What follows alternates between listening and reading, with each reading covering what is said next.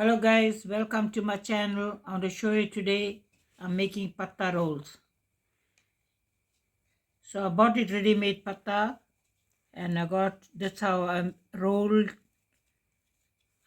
them and then we fry and have it.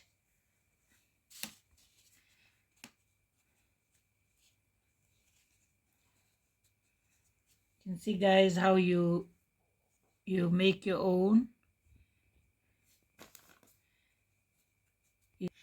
The mixer I used flour and water to make my paste to stick it guys. You can see how it is.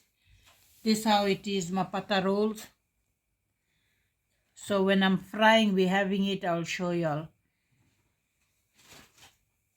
Guys, you can see now I'm frying my patha roll. This is a patha roll what I'm frying.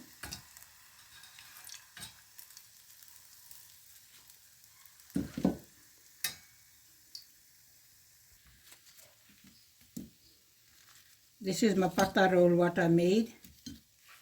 This is a patha roll. I'm going to have it with a tea.